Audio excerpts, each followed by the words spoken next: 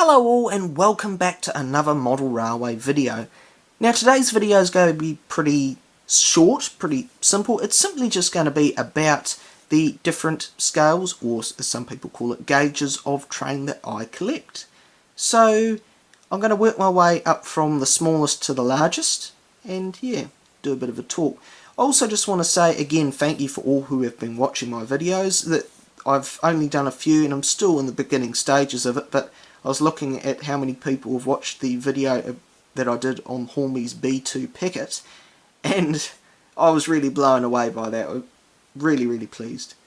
So yeah, I hope to do more videos on different scales or gauges of different trains in the future, including some of the ones which I am about to show you. So I'll get into it and show you the first scale, and it's the smallest, and it's very small. This is TGauge, and the company that make these is called TGauge. Very easy to remember, and I tell you what, when I first saw this scale, it just blew my mind. So small. It's 1 to 450 scale, so very small. And this particular engine is an EWS class 67. So even though it is so tiny, as you can see, compared to my fingers, it's actually got a crammed lot of detail in there. You've got little vents, you got the little windows, you got everything. You've got functioning couplings, a motor, gears inside. It's incredible. I tell you what, these little machines, I'm surprised that not many other people were into them, because they are so cool. I think they're brilliant. If you want a railway that's going to fit in a very small space, this is for you. It is so brilliant. So, at present, this is the only engine in TGauge that I own. I don't own any other wagons or carriages, but I am looking at getting more into this scale and buying some other sets, buying some more track, and doing a little layout, just because I reckon it would be really cool to do. It'll start off with just British stuff, but they also do Japanese commuter trains and other bits and pieces as well. So yeah, it'll be a cool one, and when I do eventually get a bit more into it, I'll have to do some videos, and I'll possibly do, without breaking it, possibly do a video on this particular engine at some stage. But yeah, that is the smallest gauge scale I collect. Moving on to the next one, we have N-gauge. Now, I've chosen this particular loco to look at for a reason. So I do American and British N-gauge, but I also do Japanese as well. And this particular engine is made by a company called Microace, and it is a Japanese D51 class locomotive. I really am fond of this type of engine.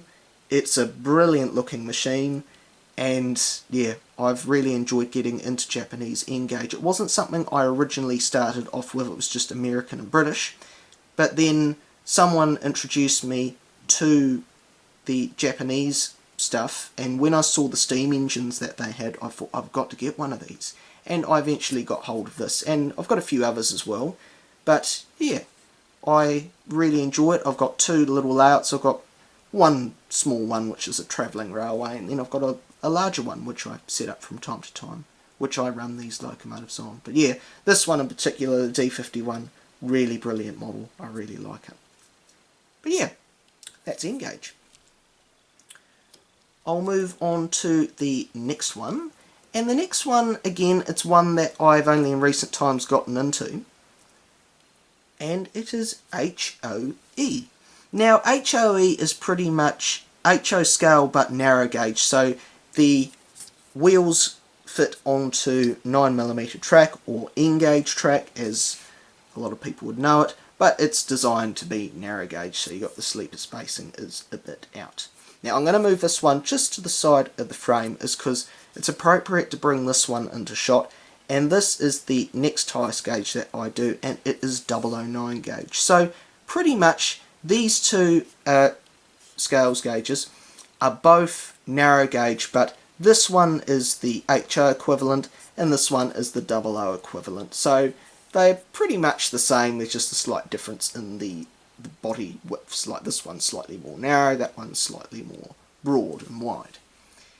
But yeah, they are brilliant scales. I've really enjoyed doing the 009 project of mine, which was building a small layout.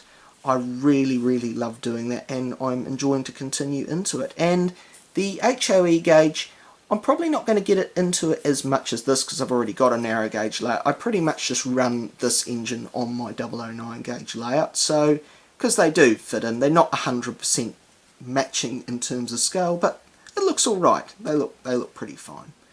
So yeah, I really enjoy doing narrow gauge. It's really good fun.